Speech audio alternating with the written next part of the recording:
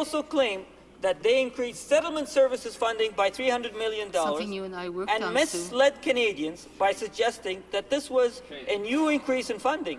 But in reality, it was a decrease from the overall dedicated funding that the previous government had allocated. Then they shamelessly claim that they are helping immigrants with their foreign credentials.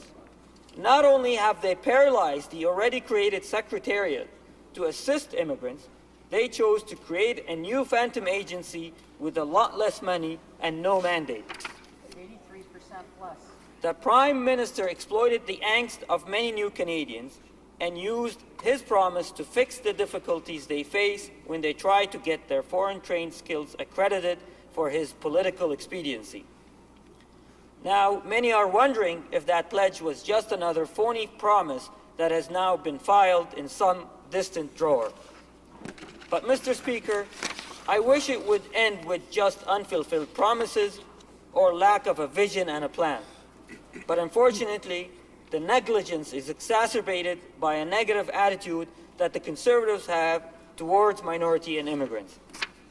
Mr. Speaker, it's not only what they haven't done on this file to date, it gets worse when we examine what they have done.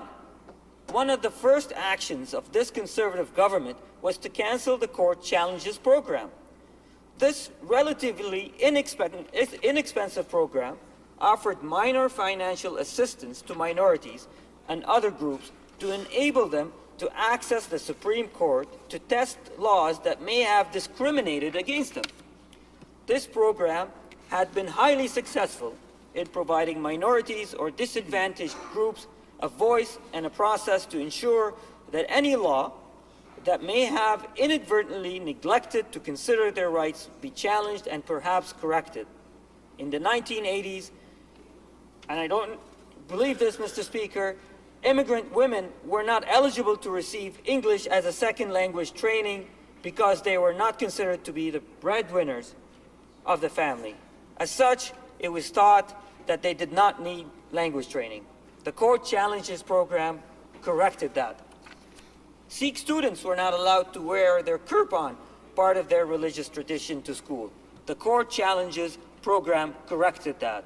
Tomorrow, the Supreme Court will issue a ruling on the security certificate legislation thanks to the Court Challenges program.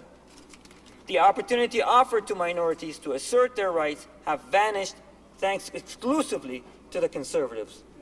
The Conservatives are also bent on making Canadians who hold dual citizenship feel guilty and are quite willing to question their loyalty. Many of these Canadians are new to Canada and are proud of their new identity, but also cherish their roots and connections to other parts of the world. Many Canadians are offended that the Conservatives would consider their dual citizenship to be a sign of weak Canadian identity and have expressed their anxiety about the direction the Conservatives want to take our citizenship. And speaking of citizenship, Mr. Speaker, as we celebrate our country's 60th anniversary of the Citizenship Act, we have become aware of various flaws in the 1947 and 1977 legislation that have caused countless Canadians to lose their citizenship unexpectedly. As Canadians learn more about this problem, we find that we have a minister who is dismissive of the challenge and unprepared to confront it. It's not like she didn't acknowledge that we have fundamental weaknesses in our citizenship law. She admitted that in committee just this week. But what is amazing is that she has no plan to address these weaknesses. In fact, her government cut a $20 million initiative that was started by the previous government to review the Act and propose remedies. How can we have any confidence in the seriousness of this government with respect to immigration and citizenship files when the minister has no plan to address these citizenship loopholes? All of this incompetence is compounded with a negative historical attitude that is rampant among the Conservative benches. We frequently see glimpses of the Reform Alliance ghost rear its ugly head and raise alarm levels among immigrants and Canadians. Last spring, the Conservatives and this Prime Minister attempted to appoint a commissioner to be in charge of all 6,000 government appointments, who is on the record accusing immigrants of importing a culture of violence. He is also on the record condemning Canadian multiculturalism. These are the kinds of people our Prime Minister trusts to be fair and objective when it comes to selecting people for government-appointed roles. At a time when many immigrants and minorities confront various challenges in finding equal access and representation in our society, it is very shameful, Mr. Speaker.